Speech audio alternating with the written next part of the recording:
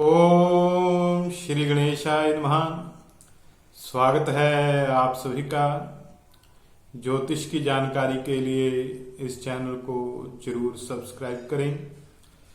सभी जीवन में सुखी रहें, स्वस्थ रहें, उन्नति करें, किसी को भी दुख तकलीफ और कष्ट न हो, इसी भावना के साथ आज हम ज्योतिष में दो ग्रहों की युति का विचार करेंगे। चंद्र और राहु जब जन्मपत्री में इकट्ठे होते हैं तो जातक के जीवन के ऊपर कैसा प्रभाव पड़ता है, इस विषय के ऊपर आज हम विस्तार से चर्चा करेंगे। तो सबसे पहले ध्यान दें कि अगर आपने अभी तक इस चैनल को सब्सक्राइब नहीं किया है तो सब्सक्राइब जरूर करें और नोटिफिकेशन ऑन रखें।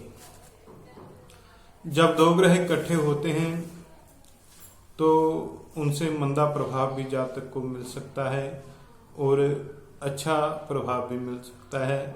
वो इस बात पर डिपेंड करता है कि दोनों ग्रहों की युति कैसी है, आपस में शत्रु हैं या मित्र हैं। अब चंद्र और राहु दोनों आपस में शत्रु हैं। इनकी युति का जातक के जीवन के ऊपर बहुत मंदा प्रभाव पड़ेगा। लाल किताब में इस युति को बंधा हुआ खतरनाक हाथी कहकर पुकारा गया है। ज्यादातर देखा गया है कि जब चंद्र और राहु की युति जन्मपत्री में होती है तो जातक को मानसिक परेशानियों का बहुत सामना करना पड़ता है। बहुत ज़्यादा निराशा भी जीवन में हो सकती है और सर्दी जन्य रोग होते हैं, शीत जन्य रोग होते हैं, ठंड से होने वाले रोग जातक को हो सकते हैं। और इस युति में कभी कभी देखा गया है कि टाइफाइड, निमोनिया जैसी समस्याएं भी जातक को हो जाती हैं। यह चंद्र और राहु की युति एक तरह से ग्रहण योग ही कुंडली में माना जाएगा। दोनों ग्रह अपना अपना फल देंगे और चंद्र जो है इस युति के प्रभाव से मंदा हो जाएगा, जिसके कारण जातक निर्धन भी हो सकता है और दर दर भटकने वाला भी हो सकता है, जो भाव के ऊपर डिपेंड करेगा कि कैसा फल मिलेगा। राहु का जो मंदा प्रभाव है जातक के जीवन में 45 वर्ष की आयु में जाकर रुकेगा। 45 वर्ष तक जातक को समस्याओं का सामना करना पड़ सकता है। इस युति का मंदा प्रभाव जातक को 45 वर्ष की आयु तक भोगना पड़ सकता है, अथवा ये भी संभव है कि 45 दिन, 45 महीने या 45 साल तक राहु का मंदा प्रभाव जातक के जीवन के ऊपर रह सकता है। और राहु का मंदा असर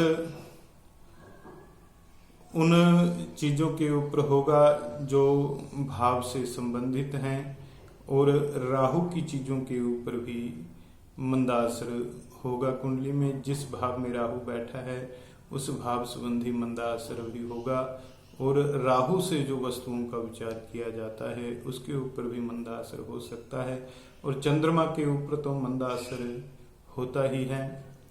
यदि कुंडली में चंद्र राहु की युति भाव 1 से भाव 6 तक हो तो ऐसी स्थिति में माता के ऊपर बहुत मंदा असर होता है। माता के सुख में कमी हो सकती है, माता से दूर रहना पड़ सकता है, जब माता के ऊपर कोई और कष्ट आ सकता है, अथवा जातक मातृहीन भी हो सकता है। जैसे यदि चौथे भाव में यह युति है तो उसके अनुसार जन्म से 4 वर्ष तक की आयु तक माता के ऊपर कष्ट होगा। माता की आयु के ऊपर यह ग्रह जो है वो भारी होगा।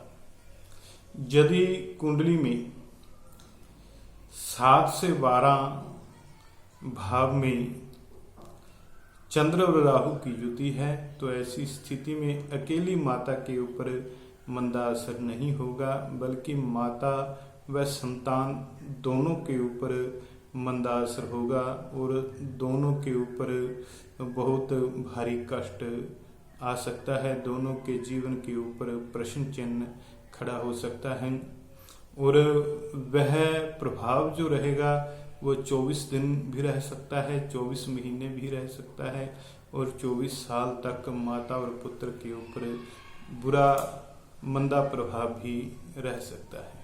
यदि पहले भाव में युति है तो माता के ऊपर 1 साल या 1 महीना दिक्कत रह सकती है। उसी अनुसार 1 से 6 भाव तक दूसरे भाव में युति होने पर माता के ऊपर कष्ट 2 महीने रह सकता है, तीसरे भाव में 3 महीने, इस तरह भाव 6 तक हम भाव संख्या के अनुसार गिनेंगे। और यदि कुंडली में शनि शुभ स्थिति में हो, अच्छी स्थिति में हो, उच्च स्थिति में हो, तो ऐसी स्थिति में राहु के मंदे फलों में कमी होगी। राहु का शुभ फल भी जातक को प्राप्त होगा। विचार करते हैं लगन में। लगन में राहु और चंद्रमा की युति होने पर जातक का जीवन कुछ डावाडोल हो सकता है। जातक अपने जीवन संबंधी निर्णय लेने में कुछ उलझ सकता है, कुछ उसके लिए हुए निर्णय बहुत गलत हो सकते हैं, जिस कारण उसे नुकसान हो सकता है और माता से दूर भी रहना पड़ सकता है। भाव 2 में यदि चंद्र और राहु की युति हो, ऐसी स्थिति में धन संबंधी समस्या जातक को रह सकती है और साथ ही साथ ऐसे जातक को किसी पशु से चोट लगने की संभावना होती है। जैसे कभी कभी देखते हैं कि सड़क के ऊपर किसी पशु के साथ टकरा जाने से वाहन का कोई एक्सीडेंट आदि हो जाता है। इस तरह की संभावना जातक को रहेगी। किसी पशु से जातक की दुर्घटना हो सकती है। और आगे भाव 3 में हम विचार करते हैं। यदि चंद्र राहु की युति भाव 3 में हो, ऐसी स्थिति में कुंडली में बुध और केतु ये दोनों ग्रह भी 34 वर्ष तक मंदे हो जाएंगे। उन दोनों ग्रहों से मिलने वाले फल भी मंदे हो जाएंगे। जैसे बुध से व्यापार का विचार करते हैं, केतु से संतान का विचार करते हैं, इन दोनों के ऊपर 34 वर्ष तक मंदा असर हो सकता है। भाव 4 में यदि राहु और चंद्रमा की युति हो, ऐसी स्थिति में माता को तो कष्ट की संभावना रहेगी ही। इस युति से एक तरह का योग बनता है कि जातक आगे समय आने पर बहुत मानसिक परेशानी में जा सकता है और इस युति में दम घुटने से मृत्यु योग बनता है, या पानी में डूबने से मृत्यु योग बनता है। पानी में डूबने का भय रहेगा, दम घुटने का भय रहेगा, मानसिक परेशानी रहेगी और माता को कष्ट की संभावना इसमें रहेगी। और उसके बाद भाव 6 में यह युति होने पर इसके कुछ अच्छे फल में मिलेंगे। राहु के अच्छे फल मिलते हैं भाव 6 में, किंतु चंद्रमा के कुछ मंदे फल जातक को इस युति के भाव 6 में होने पर जातक को प्राप्त होते हैं। और भाव 7 में यदि यह युति हो, ऐसी स्थिति में सूर्य शुक्र दोनों 11वें भाव में यदि स्थित हों कुंडली में, तो ससुराल सुख के ऊपर बहुत मंदा असर होता है और जातक के गृहस्थ जीवन के ऊपर भी इसका मंदा असर होता है। और यदि पंचम भाव में चंद्र राहु की युति हो, तो ऐसी स्थिति में संतान संबंधी जातक को दिक्कत रह सकती है। संतान सुख में कमी होगी और मिस कैरिज आदि की समस्या जातक के जीवन में रह सकती है। और उसके बाद हम विचार करते हैं कि चंद्र और राहु की युति का प्रभाव सामान्य रूप से 21 वर्ष की आयु से लेकर 42 वर्ष या 45 वर्ष तक इसका विशेष मंदा प्रभाव जातक के जीवन में रहता है। जल में डूबने का भय रहता है और जातक के शरीर के ऊपर काले सफेद दाग हो सकते हैं, काले सफेद दाग धब्बे हो सकते हैं। स्किन की प्रॉब्लम, चमड़ी की समस्या जातक को हो सकती है और ससुराल सुख पूरी तरह से जातक को मंदा होता है। ससुराल सुख की प्राप्ति अच्छी तरह से नहीं होती। और भाव 9 में यदि चंद्र और राहु की युति हो तो ऐसी स्थिति में जातक जीवन में एक बार बर्बाद होकर दोबारा आबाद होता है। एक बार उसका बिजनेस पूरी तरह से डूब जाता है, बहुत ज़्यादा हानि जातक को होती है, किंतु फिर से वो अपने बिजनेस में वापसी करता है और फिर से उसका जीवन पहले की तरह हो जाता है।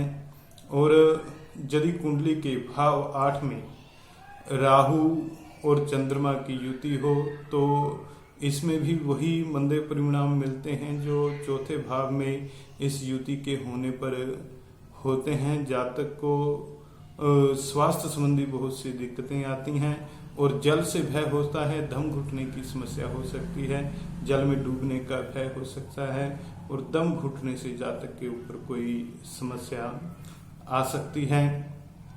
और भाव 10 में इसके अच्छे फल जातक को प्राप्त होते हैं। उसके बाद भाव 11 में यदि चंद्र और राहु की युति कुंडली में हो, ऐसी स्थिति में यदि बुध तीसरे भाव में, गुरु दूसरे भाव में हो तो इससे संतान के ऊपर बहुत मंदा असर पड़ता है 11वें भाव में यह युति होने पर।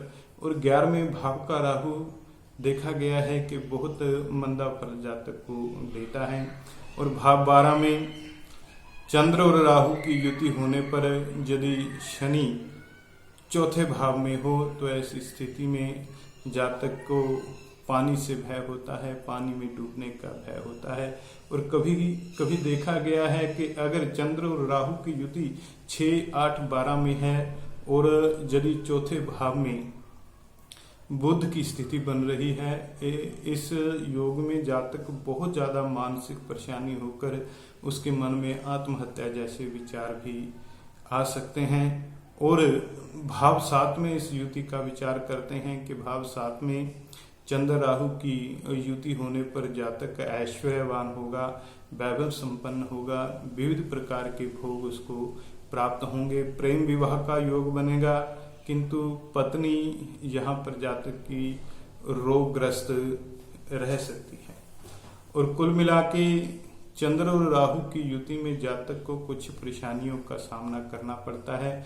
शरीर के ऊपर काले सफेद दाग जैसा मैंने बताया, चमड़ी की समस्या, ससुराल सुख में कमी और मन में जातक के बहुत ज्यादा भ्रम रहता है, भ्रमात्मक रहता है, भ्रमित रहता है जातक और पागलपन की स्थिति भी इस युति में पैदा हो सकती है। और चंद्र और राहु की युति में कौन कौन सा उपाय करना चाहिए, इस विषय के ऊपर भी हम विचार करेंगे। यदि चंद्र और राहु की युति अशुभ स्थानों पे है, चौथे भाव में, छठे, अष्टम, नवम और 12वें भाव में हो तो ऐसी स्थिति में जातक को चाहिए कि वो शौचालय की तोड़ फोड़ न करे और छत की रिपेयर नहीं करनी चाहिए। यदि ऐसा करता है जातक तो राहु का मंदा असर जो है जातक के जीवन के ऊपर शुरू हो जाता है। छठे भाव में ठीक रहता है, छठे भाव को बीच में मत लीजिए। चौथा भाव, अष्टम भाव, नवम भाव और 12वें भाव में राहु होने पर और राहु चंद्र की युति होने पर जातक को शौचालय की रिपेयर नहीं करनी चाहिए, छत की रिपेयर नहीं करनी चाहिए। और कई ऐसे देशों में जहां बर्फ पड़ती है वहां चिमनी का भी उपयोग किया जाता है, तो उस चिमनी की भी रिपेयर नहीं करनी चाहिए। यदि वैसे भी अकेला भी राहु इन स्थानों में बैठा हो तो ही इन वस्तुओं का, इन चीजों का ध्यान रखना चाहिए। ऐसी स्थिति में जातक के एक कारोबार में उसे बहुत ज्यादा हानि हो सकती है और घर के परिवार में किसी सदस्य के ऊपर बहुत बड़ा कष्ट ऐसी स्थिति में आ सकता है। यदि आपने छत को तोड़कर दोबारा बनाना है तो जो छत का जो बचा हुआ सामान होगा वो दूसरी छत में अवश्य उपयोग करें, और छत तोड़ने से पहले एक नई छत डाल लेनी चाहिए। इससे भी मंदे फल से बचा जा सकता है। और अन्य कोई शौचालय की रिपेयर अथवा कोई इस तरह का कार्य करने से पहले राहु का दान आदि कर देना चाहिए, राहु का जप करवा देना चाहिए। और राहु और चंद्र की युति में अब हम उपायों का विचार करते हैं। कौन कौन से उपाय जातक को करने चाहिए। यदि जातक को संतान संबंधी कोई समस्या हो रही हो, संतान उत्पत्ति में दिक्कत आ रही हो, संतान सुख में कमी हो रही हो, तो ऐसी स्थिति में सोने की कोई छोटी सी वस्तु, कोई चीज लेकर उसको आग में तपाकर और दूध में भुजाकर उस दूध का सेवन करना चाहिए। इससे संतान के ऊपर पड़ने वाला मंदा असर दूर हो सकता है। और संतान सुख के लिए जातक चंद्रमा का भाव अनुसार उपाय भी करे, और राहु का वही उपाय, राहु का उस भाव का उपाय ना करके 11वें भाव का जो राहु का उपाय होता है वही उपाय जातक को करना चाहिए संतान सुख की समस्या में। और जब चंद्र ग्रहण लगे तो उस समय राहु की चीजें जो नारियल आदि जल प्रवाह करना चाहिए। और यदि मुख के ऊपर दाग के निशान हैं, चेहरे के ऊपर काले सफेद निशान हों अथवा ना हो, तो भी चंद्र राहु की युति में चांदी को पानी में उबालकर उस पानी से अपना मुख धोना चाहिए, मुंह धोना चाहिए। इससे भी मानसिक शांति मिलती है और चर्म रोगों आदि की समस्या भी दूर होती है। और जातक को चांदी के गिलास का उपयोग करना चाहिए, चांदी के गिलास में पानी का सेवन करना चाहिए और सोना धारण करना चाहिए। इससे भी मंदा असर इस युति का दूर होता है। और राहु चंद्रमा की युति को, इस युति के कारण एक महापातक नाम का योग कुंडली में बनता है। जब चंद्रमा और राहु की युति हो और उसे गुरु की दृष्टि प्राप्त हो रही हो, राहु चंद्रमा की युति के ऊपर गुरु की दृष्टि पड़ रही हो, तो इस योग में जातक महापातकी होता है, जीवन में बहुत पाप कर सकता है, बहुत पापी स्वभाव का हो सकता है। इस तरह ये महापातक योग कुंडली में इस युति के कारण बनता है। और चंद्र राहु का योग छठे, 8वें, 12वें भाव में हो और चतुर्थ भाव में हो, या बुध या केतु ऐसी स्थिति में चौथे भाव में हो और चंद्र राहु की युति छठे, 8वें, 12वें भाव में हो, तो मानसिक परेशानी देखी गई है। और जातक अपने आप को कष्ट भी पहुंचा सकता है। और केतु तो राहु के साथ ही रहता है, राहु के अनुसार सप्तम भाव में रहता है, किंतु बुध चौथे भाव में हो सकता है। तो ऐसे योग में जातक को मानसिक परेशानी ज्यादा हो सकती है। और इस युति के मंदे प्रभाव को दूर करने के लिए जैसे उपाय बताए गए हैं वो उपाय करने चाहिए। अगर फिर भी कोई समस्या रहती है तो भगवान भोलेनाथ की आराधना करें, शिव शंकर की आराधना करें, ओम नमः शिवाय इस मंत्र का जाप करें और सोमवार का व्रत रखें, भोलेनाथ शिवलिंग के ऊपर जल चढ़ाएं, दूध चढ़ाएं। इससे भी जातक की सभी समस्याएं निश्चय ही दूर हो जाएंगी। और अगर आपकी कुंडली में भी चंद्र और राहु की युति कुंडली में बन रही है तो अपने विचार, अपने अनुभव मुझे कमेंट में जरूर लिखें, अपने सुझाव लिखें। और ज्योतिष संबंधी किसी भी प्रकार की जानकारी के लिए आप मुझसे संपर्क कर सकते हैं। डिस्क्रिप्शन में मेरा नंबर दिया गया है जहां से आप मुझसे संपर्क कर सकते हैं। याद रखें, पेड सर्विस रखी गई है, कुंडली देखने की कुछ फीस रखी गई है। तो भगवान से मेरी प्रार्थना है कि सभी जीवन में सुखी रहें, स्वस्थ रहें, उन्नति करें। किसी को भी दुख तकलीफ और कष्ट न हो। जय श्री राम, जय श्री कृष्ण।